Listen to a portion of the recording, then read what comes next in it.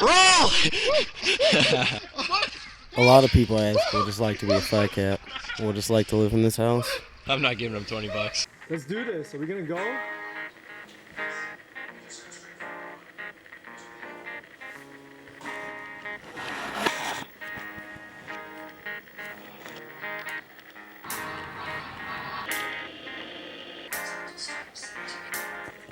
Well, it takes a special kind of person. But before you can really get to learn about the house, you gotta know the people that live here.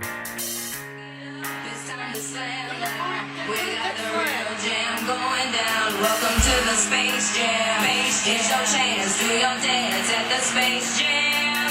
Alright.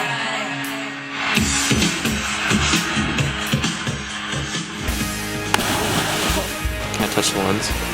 You see my tooth? So what's it like to be Franco? It's harder than being Zayd. What is the hardest thing you've ever had to go through? It's a video. Like a couple weeks ago, I was waiting in line for pizza with Zayd. Franco was still not doing anything. Oh. It was the hardest thing I've ever had to do. True life, my name is Franco. True life, I'm literally perfect. Jess Gilbert was like, "Hey, you make sure to save a song for James Akonhoy." Well, I'm Zayd. Well, what kind of question is that? Yeah, that's a dumb question. You know who I am. Either go there, get drunk, and get a ride back here, and then back ride in the morning to the field house. Who's gonna drive you back? I'll find something. I'll do something. That's like every day. I'm from Detroit. We hustle hard. What's up? I hate you. Metro Detroit. The mean streets of Sterling Heights. Now that you've met a few of these guys, let's take a sneak peek into what it's actually like to live with them. Typical day at the house for a weekday is wake up and do schoolwork, group projects. Homework, of course, right? Mostly it was just more school, come home, Right? And then having a little fun after that. On the weekends, the complete opposite of schoolwork.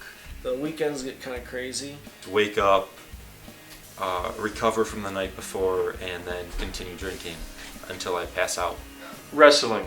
We wrestled a lot. There was 12 or 15 guys living here, and a lot of testosterone living there. So wrestling was a release, and no one really got hurt. I mean, a couple bloody noses, me included. But that's really brotherhood. It's you develop a relationship that these guys that I wrestled with 25 years ago are now still my best friends. You guys suck dick. That was like 2 seconds. You may be wondering how a bunch of guys like this got to live in this house together. Well, the house has had a bit of a shady past, to say the least. Can you tell me about the Purple Gang? Purple Gang.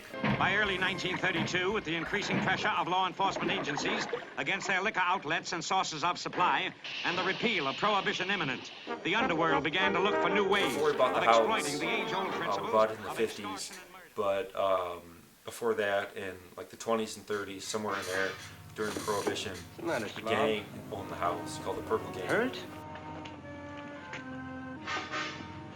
Now we'll see how tough you really are.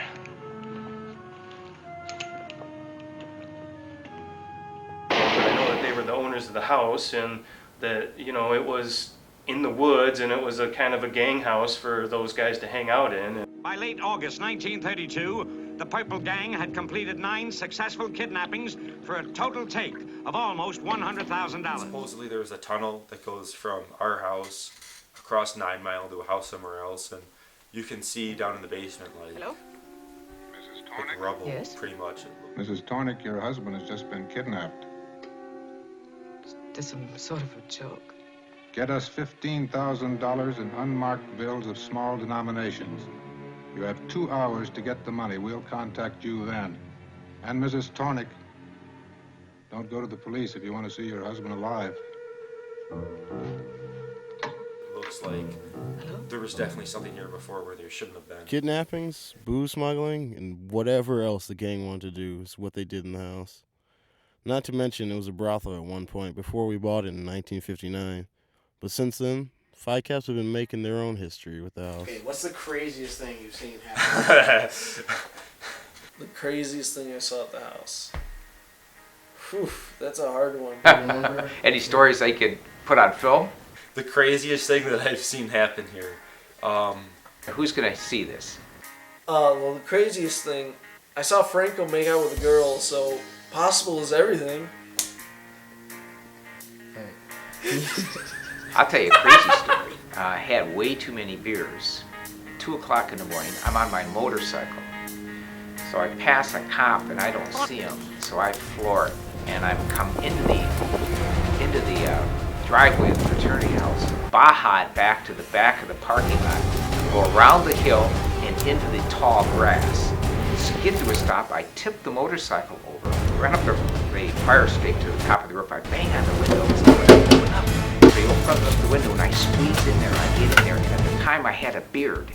And I soaked it all up and I had the razor there in case the cop come. I was going to shave the beard and I was going to turn into somebody different, right? So police officers went around to the front door, knocked on the door, opened it up, and they told the brother that opened the door that if they ever catch that asshole who tried to run from him, that is the stupidest thing possible. Don't do it again. And they got in their car and they left. And I didn't have to shave my beard off. Mike didn't even shave his beard. Why are you filming this? All in all, there's way too much that goes on here to even begin to explain. But maybe this will be a sneak peek into the lives that we live now, and something to look back on when we become Phi Kappa Upsilon alumni of the future. But remember, it takes that special kind of person to really be a Phi Cap.